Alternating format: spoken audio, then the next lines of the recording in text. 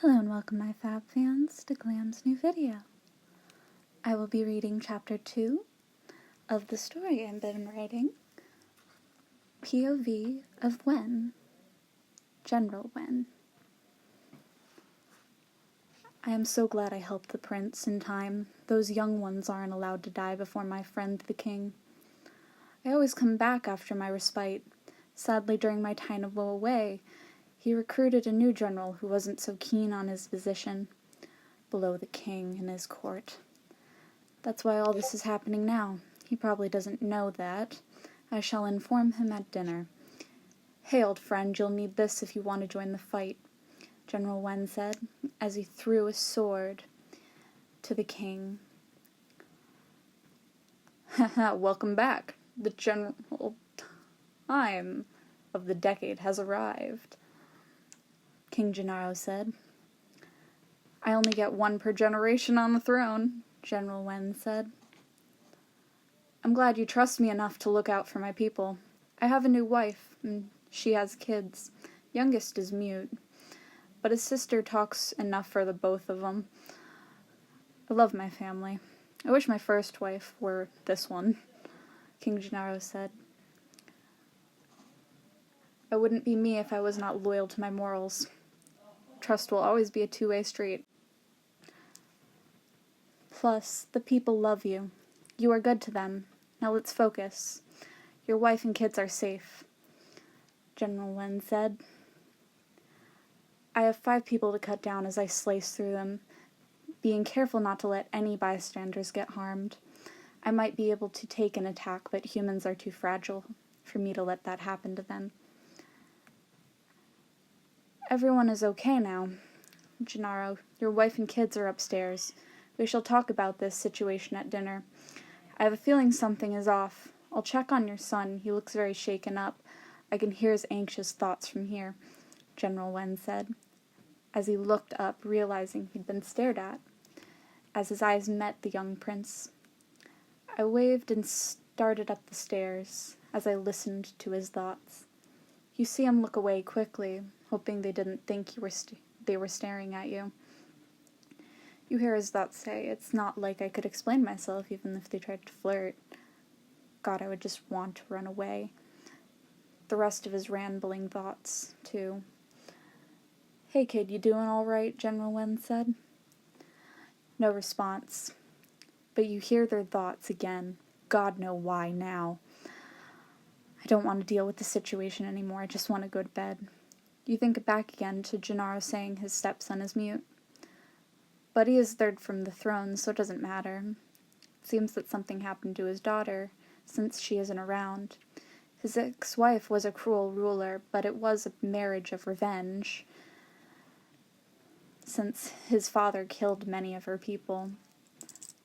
So I pitied her and allowed her to feel her pain, even if she was cruel. Everything she did had a voice of sadness behind it. She was a villain for most, but a hero to her own story. Sadly, it was all just her cry for pain.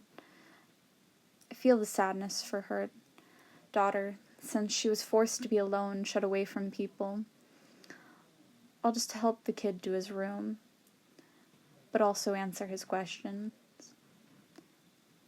You'll be fine. I can escort you to your room. If you're feeling uneasy, I can ask the maids to bring your dinner to your desk so you can have some peace. How does that sound? General Wynne said. I outstretched a hand to the prince. He took it. I'm glad I can at least bring him some sense of comfort to this kid. I walked him to his room to watch out for him. I did not know which room he was assigned, but he did.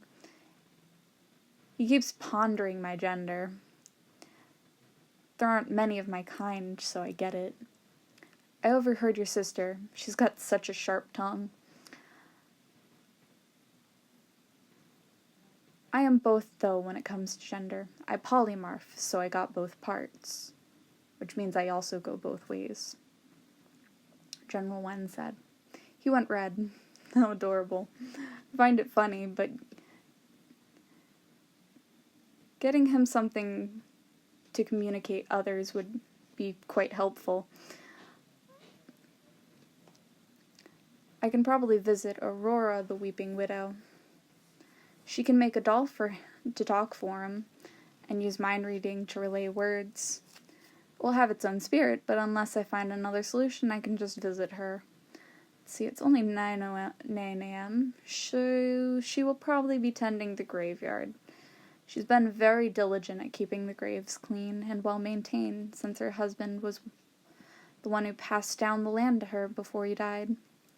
She still speaks with him every day.